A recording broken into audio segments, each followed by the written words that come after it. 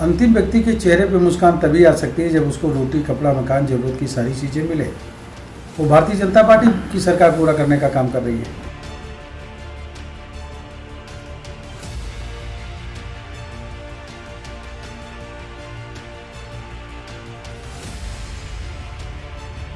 किसी भी नेता को, किसी आदमी को, किसी भी लीडर को अपनी तुलना पशु से नहीं करनी चाहिए।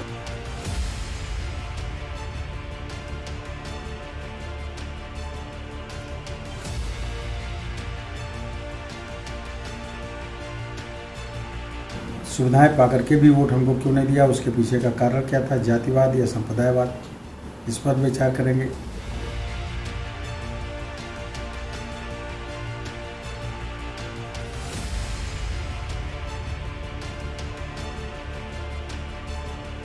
वो सब लोग कि अखिलेश जी की सरकार में 700 से ज़्यादा दंगे हुए, योगी जी की सरकार में एक भी दंगा नहीं हुआ, इसलिए बहुमत में लोगों ने कमल पर बटन दबाया और फिर से बीजेपी की सरकार बनाया।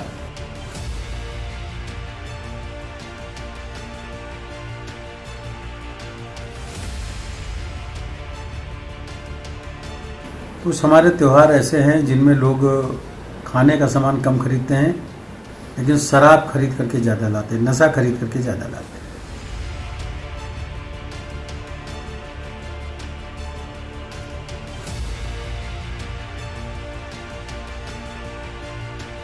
फिर नए मंत्रिमंडल के गठन में चूंकि योगी जी के नाम पे ही चुनाव लड़ा गया, इसलिए योगी जी को तो मुख्यमंत्री बनना तय है।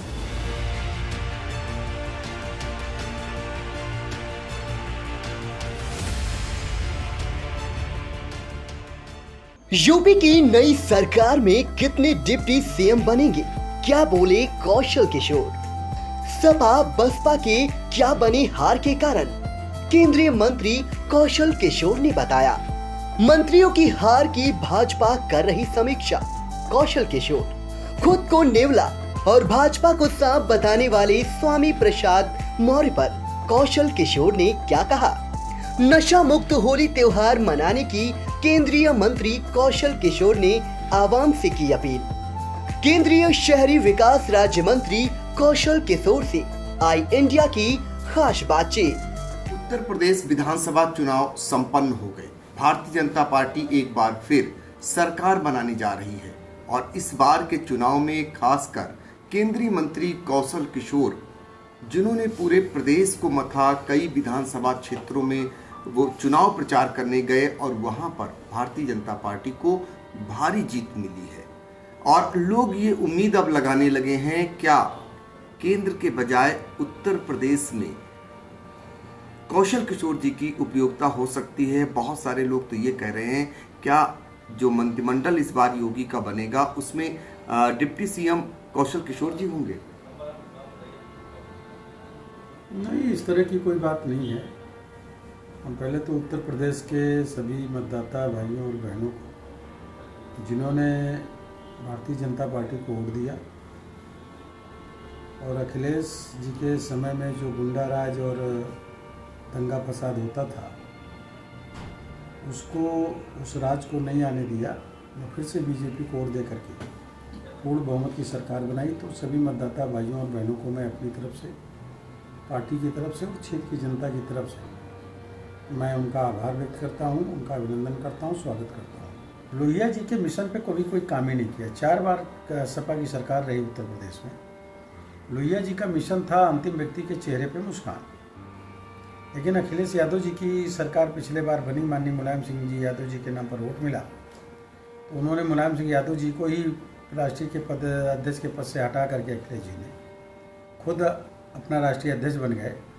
और वो मुलायम सिंह यादव जी जो मेहनत करके लोगों को एकजुट करके पार्टी को खड़ा किया था, आज उनके पास एक सभासद को टिकट देने की पावर भी नहीं रही, वो अखिलेश यादव जी ने छीन लिया। अंतिम व्यक्ति के चेहरे पर मुस्कान तभी आ सकती है जब उसको रोटी, कपड़ा, मकान, जरूरत की सारी चीज़ें मिले। वो भारतीय जनता पार्टी की सरकार पूरा करने का काम कर रही है। अखिलेश जी ने तो अपने पीरियड में 5 साल में उन्होंने अनदेखी करने का काम किया, लोगों को एक विशेष संप्रदाय के लिए काम किया। कब्रिस्तान की बाउंड्री बनाना, एक कब्रिस्तान में जितने बाउंड्री बनाने में जितना पैसा लगा, उससे एवरेज में 4 आवास मिल सकते थे। अगर उस विशेष संप्रदाय के लिए जिनके लिए उन्होंने कब्रिस्तान की बाउंड्री कराई, जो शरीयत के हिसाब से गुनाह है। सच्चा अगर कोई मुसलमान होगा जो शरीयत को जानता होगा, वो अखिलेश का डट करके विरोध करेगा, क्योंकि इस्लाम में कच्ची कब्र बनाना ही जायज़ माना गया और पक्की कब्र बनाना गुनाह माना गया। इन्होंने बाउंड्री कराई, उसमें हैंड पाइप लगवाए, लगभग 1 लाख से ज़्यादा बाउंड्री कराई है। 4 लाख के आसपास मुस्लिम समाज के लोगों को आवास मिल जाते और 1 लाख से ज़्यादा गांव में हैंड पाइप लग जाते, एक ही एक हैंड पाइप लग जाते। ये काम उन्होंने जिंदा लोगों के लिए काम नहीं किया, उन्होंने जो मुर्दे दफनाए हैं उनके चेहरे पर मुस्कान लाने के लिए काम किया। ये सोच पर निर्भर करता है अखिलेश जी की कि आपकी सोच कैसी है। आपकी सोच जिंदा लोगों के लिए है कि मुर्दा लोगों के लिए है। तो मुर्दा लोगों के लिए काम किया, विशेष संप्रदाय के लिए उन्होंने उनके स्कूलों में मदरसों में फंड देने का काम किया, उनकी लड़कियों के में शादी में पैसा देने का काम किया, उनके पढ़ने वाले लड़के और लड़कियों के लिए स्कॉलरशिप देने का काम किया। लेकिन पिछड़े वर्ग के लिए, SC ST वर्ग के लिए और अपर कास्ट के गरीब तबके के लिए जो स्कॉलर मिलना चाहिए था, उन्होंने स्कॉलर अपने 5 साल में नहीं दिया, उनको पढ़ाने के लिए नहीं देने का काम नहीं किया। गरीब लड़कियों की शादी में अनुदान भी देने का काम नहीं किया। तो आप काम किसके लिए कर रहे थे? यहाँ तक कि वो जिस समुदाय के हैं, जब वो कभी कोई पूछता है तो वो बोल देते हैं कि मैं यादव हूँ। कहा था कि वो नेवला है और सांप रूपी भाजपा को खत्म कर देंगे और खुद ही खत्म हो गए। ये अफसोसजनक बात है। अब मैं स्वामी प्रसाद मौर्य जी मेरे मित्र हैं, उनके बारे में मैं कोई टिप्पणी नहीं करना चाहता, लेकिन किसी भी लीडर को, जो लीडर है जनता का लीडर होता है, व्यक्ति जानवरों का लीडर नहीं होता। और किसी भी नेता को, किसी आदमी को, किसी भी लीडर को अपनी तुलना पशु से नहीं करनी चाहिए। अगर हम किसी दूसरे जीव से अपनी तुलना करेंगे, जानवरों से अपनी तुलना करेंगे, पशुओं से तुलना करेंगे, तो फिर हम लीडर नहीं हैं। और ये तुलना उन्होंने जो अपनी की, यही उनके लिए भारी पड़ा। और जनता ने उनको आदमी मान लिया होता, लीडर मान लिया होता, तो चुनाव लिया होता। अब नया मंत्रिमंडल गठन होने का, तो उसमें पार्टी अपना निर्णय लेगी और संसदीय दल की बैठक जो होती है, विधायक मंडल दल की बैठक, उसमें तय होगा।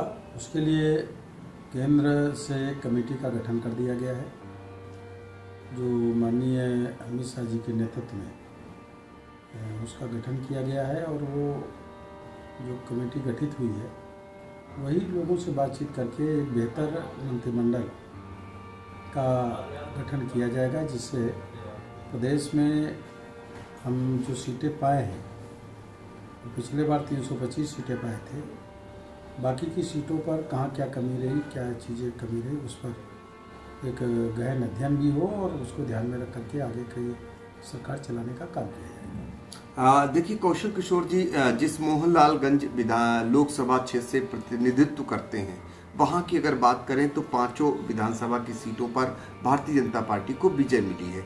आपने ग्राउंड रूट पे काम किया है।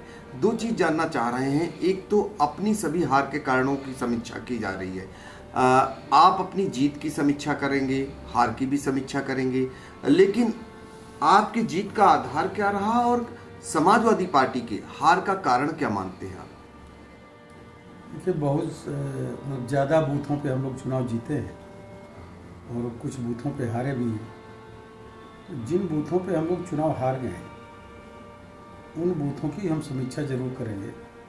कौन से कारण थे कि जिनकी वजह से हारे। हमारी जो केंद्र सरकार की योजनाएं, प्रदेश सरकार की योजनाएं हैं, उस बूथ पर लोगों तक पहुंची कि नहीं पहुंची। अगर पहुंची तो फिर उन लोगों ने वोट ज़्यादा बहुमत में क्यों नहीं दिया, सुविधाएं पा करके भी वोट हमको क्यों नहीं दिया, उसके पीछे का कारण क्या था, जातिवाद या संप्रदायवाद, इस पर विचार करेंगे। या सुविधाएं नहीं पहुंच पाई हैं तो क्यों नहीं पहुंच पाई हैं, उसकी समीक्षा करेंगे। और जो भी कारण होगा, उस समीक्षा का समीक्षा करने के बाद उस कारण का निवारण करेंगे और प्रयास करेंगे कि अगले चरण में जब चुनाव आए तो जो भी बूथ हमारे हारे हैं वो सब बूथ जीते और जो जीते हैं वो और ज़्यादा मतों से जीते। इस पर काम करने का काम करेंगे क्योंकि हमारी पार्टी का, हमारी सरकार का एक मत है कि हमको हिंदुस्तान को दुनिया में नंबर 1 पे ले जाना है और इसलिए हमारे देश में, प्रदेश में जो लोग भी रहते हैं उनको सारी सुविधाएं मिलनी चाहिए, ज़रूरत की चीज़ें उपलब्ध होनी चाहिए। तो जिस समुदाय से अखिलेश जी आते हैं, जिस बिरादरी से, वो अपनी बिरादरी के भी नहीं हैं। जब अपने बाप के नहीं हुए तो बिरादरी के क्या होंगे? अपनी बिरादरी के, अपनी जात बिरादरी के लड़के और लड़कियों को, पढ़ने वाले लोगों को, छात्र छात्राओं को उन्होंने स्कॉलर नहीं दिया। उनकी शादी में भी अनुदान देने का काम नहीं किया, बाकी लोगों को तो छोड़ दीजिए। तो वो तुष्टीकरण का काम करते हैं। डॉक्टर राम मनोहर लोहिया जी का जो मिशन है उस पर उन्होंने कुठाराघात करने का काम किया और उनके मिशन को ख़त्म करने का प्रयास किया। डॉक्टर राम मनोहर लोहिया जी के मिशन को पूरा करने का काम भारतीय जनता पार्टी की, केंद्र में मोदी जी की, प्रदेश में योगी जी की। डॉक्टर अंबेडकर के मिशन को पूरा करने का काम केंद्र में मोदी जी की और प्रदेश में योगी जी की सरकार कर रही है। संत गाडगे जी का, संत रविदास जी का, संत महर्षि वाल्मीकि जी का और महात्मा बुद्ध जी का, इन सब लोगों का जो मिशन है वो पूरा करने का काम भारतीय जनता पार्टी की सरकारें कर रही हैं। इसलिए जनता ने बीजेपी को वोट देना बेहतर समझा और उनके पीरियड में जो गुंडागर्दी थी, तमाम माफियाओं को, गुंडों को, जो दंगाई हैं, उनको टिकट देने का काम किया। अभी से चुनाव में ही समाजवादी पार्टी में जो आपराधिक किस्म के लोग खड़े शामिल थे, वो लोग जो भाजपा को वोट दे रहे थे या सपा को वोट नहीं दे रहे थे, उनसे गाली गलौज करना, मारपीट करना, उनको धमकी देना कि सरकार आने दीजिए, तुमको ठीक कर दूंगा, ऐसे कर दूंगा, पुलिस को डराना, धमकाना, इस तरह का काम शुरू किया। जनता डर गई, प्रशासन डर गया और सभी लोग ईश्वर से अपना पूजा प्रार्थना करने लगे। जो शांति चाहते हैं वो सब लोग, कि अखिलेश जी की सरकार में 700 से ज़्यादा दंगे हुए, योगी जी की सरकार में एक भी दंगा नहीं हुआ। इसलिए बहुमत में लोगों ने कमल पर बटन दबाया और फिर से बीजेपी की सरकार बनाया। अखिलेश जी अपरिपक्व लीडर हैं, अपने को यादव समझते हैं, अपने को नेता नहीं समझते, अपने को पिछड़े वर्ग का भी नहीं समझते, अपने को लीडर भी नहीं समझते। इसलिए उन्होंने एक सवाल के जवाब में उन्होंने कह दिया मैं यादव हूँ, ना अपने को पिछड़ा बोले, ना अपने को लीडर बोले, ना अपने को एक पार्टी का राष्ट्रीय अध्यक्ष बोले। तो जिस व्यक्ति की समझ इस तरह की होगी उसको बेहतर लोग, ईमानदार लोग और शांति पसंद लोग वो उनको वोट देने का काम नहीं करेंगे। आने वाले समय में इस बार जिस तरीके से बहन मायावती जी ने जो डॉक्टर अंबेडकर के मिशन को धोखा देने का काम किया, आज दलित समाज के लोग जिस तरह उनका साथ छोड़ करके बीजेपी के साथ खड़े हो रहे हैं, आने वाले समय में इसी तरीके से अखिलेश यादव जी के समर्थक उनका साथ छोड़ेंगे। तो आप लगातार सुन रहे थे कि समाजवादी पार्टी और बहुजन समाज पार्टी का वोट बैंक क्यों भारतीय जनता पार्टी की तरफ आया और उनसे क्यों खिसका, इसको बता रहे थे केंद्रीय मंत्री कौशल किशोर जी। होली का त्यौहार है, ये अमूमन लोग मान बैठते हैं कि त्यौहार खुशियों के हैं। ऐसे में ज़्यादातर गांव के लोग जो है नशाखोरी में लिप्त हो जाते हैं। वो इस तरीके से खुशियां मनाते हैं कि उस दिन का त्यौहार ज़्यादातर लोग शराब पीकर करते हैं। तो आप एक बड़ा मुहिम चलाते हैं, बड़ा अभियान चला रहे हैं, उनसे खासकर आपकी अपील क्या है कि त्यौहार कैसे मनाएं और नशा से कैसे दूर रहें? देखिए, गांव हो या शहर, कुछ हमारे त्यौहार ऐसे हैं जिनमें लोग खाने का सामान कम खरीदते हैं लेकिन शराब खरीद करके ज़्यादा लाते हैं, नशा खरीद करके ज़्यादा लाते हैं। होली का त्यौहार तो इसमें और दीपावली का त्यौहार एक तरीके से बदनाम हो चुका है। जो दूसरे समाज के लोग हैं वो ये नशेड़ियों का त्यौहार कहने लगे। तो जो होली का त्यौहार है, इस त्यौहार में नई पीढ़ी के लोग नशा शुरू करते हैं। जो नशा नहीं करते, उनके दोस्त यार अगर नशा करते हैं तो कहते हैं कि त्यौहार है, एक दिन पी लोगे तो क्या होगा, थोड़ी सी ले लो, थोड़ी सी ले लो, और फिर वो नशे की शुरुआत होती है। और इस तरीके से मेरा बेटा भी नशे की शुरुआत आकाश किशोर ने अपने दोस्तों के चक्कर में पड़ के किया और उसका लीवर डैमेज हुआ। विगत 19 अक्टूबर 2020 को उसकी मृत्यु हो गई, उसकी पत्नी विधवा हो गई, उसका बेटा जो है बिन बाप का हो गया। मैं अपील करना चाहता हूँ पूरे देशवासियों से कि इस होली के त्यौहार को नशा मुक्त होली का त्यौहार मनाएं। हमारी होली हम मनाएंगे नशा मुक्त होली। होली के दिन अपने बच्चों को, अपने बच्चियों को, अपने लड़कों लड़कियों को दोस्तों के साथ, अपने मित्रों के साथ, उनके मित्रों के साथ बाहर जाने न दें। घर में होली मनाएं। बाहर दोस्तों के साथ जाएंगे तो निश्चित तरीके से उसमें कुछ लोग पीने पिलाने होंगे और पिला ही देंगे और उसको मानना पड़ेगा। कस्में खिलाएंगे तमाम प्रकार के कि त्यौहार है, आज के दिन थोड़ी ले लो, आज के दिन थोड़ी ले लो, कुछ नहीं, एक दिन में कुछ नहीं बिगड़ जाएगा। और ऐसे झांसे में आकर के लोग शराब पीना शुरू कर देते हैं, नशा शुरू कर देते हैं, सिगरेट शुरू कर देते हैं, स्मोक शुरू कर देते हैं, मसाला शुरू कर देते हैं। फिर एक दिन किया और शुरुआत हुई, धीरे धीरे आदत पड़ जाती है और फिर उनकी पीढ़ी जो है नशे में आगे बढ़ती जाती है और इसी तरीके से पीढ़ी दर पीढ़ी नशा हमारे हिंदुस्तान में बढ़ता हुआ चला जा रहा है। जो लोग पी लेते हैं, आदत पड़ जाती, वो भी अपने बेटे को क्यों नहीं पिलाते, अपने परिवार में बच्चों को क्यों नहीं पिलाते? क्योंकि वो जानते हैं कि नशा जो है खतरनाक है, हम तो फंस गए, हमारे बच्चे ना फंसे। इसलिए जो लोग नशा नहीं करते, उन नई पीढ़ी के बच्चों को नशे से बचाने के लिए ये होली का त्यौहार सबसे खतरनाक त्यौहार है। जो 31 दिसंबर नया साल आता है वो खतरनाक दिन है। लोग नए वर्ष के सेलिब्रेशन में ये शुरू करते हैं, दीपावली में शुरू करते हैं। इन त्योहारों में अपने बच्चों को नशे से बचाने के लिए अपने घर में बच्चों को रखें। खुद भी नशा करते हैं तो नशे से दूर रहें और अपने बच्चों को, अपनी नई पीढ़ी को नशे से बचाएं। अपना होली का त्यौहार हम बनाएं नशा मुक्त होली का त्यौहार। अपनी होली हम मनाएंगे नशा मुक्त होली। नशा मुक्त समाज आंदोलन अभियान कौशल का तहत आप अपने रिश्तेदार, नातेदार, दोस्तों को, मित्रों को, जिनको भी आप ये खबर कर सकते हो, उनको फ़ोन करो, मैसेज करो, यूट्यूब पे डालो, फेसबुक पे डालो, व्हाट्सएप पे लिखो, मैसेंजर पे लिखो और ट्विटर पर ट्वीट भी करो कि इस साल की होली मनाई जाएगी नशा मुक्त होली। इस तरीके से एक अभियान है। इस अभियान में सब लोग जुड़ने का काम करें। हम नशा मुक्त भारत बनाना चाहते हैं, नशा मुक्त समाज बनाना चाहते हैं, नशा मुक्त प्रदेश बनाना चाहते हैं, नशा मुक्त गांव और शहर बनाना चाहते हैं। उसके पहले नशा मुक्त अपना पड़ोस बनाना चाहते हैं और उससे सबसे पहले हम आपका परिवार नशा मुक्त परिवार बनाना चाहते हैं। इसलिए आप अपना परिवार बनाएं, नशा मुक्त परिवार। इस होली में अपने बच्चों को नशे से बचाएं, अपने परिवार को नशों से बचाएं। यही मेरा नशे के मामले में निवेदन है आप सबसे। ने सभी से ये आह्वान किया है, ये अपील की है कि इस बार की होली नशा मुक्त बनाएं और खासकर शराब प्रथा जो चली आ रही है उससे दूर रहें, अपने बच्चों को दूर रखें। इसकी अपील की गई है।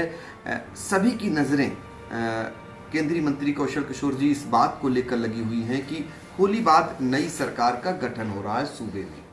ऐसे में हर कोई जानना चाह रहा है, इस बार बहुत सारी बातें निकल करके आ रही हैं कि योगी जी का मुख्यमंत्री बनना तय है, लेकिन कितने डिप्टी सीएम होंगे इसको लेकर के भी तमाम सवाल उठ रहे हैं और बड़ा मंत्रिमंडल बनाए जाने की बातें भी आ रही हैं। आप चूंकि सरकार में हैं तो ऐसे में क्या कुछ चल रहा है?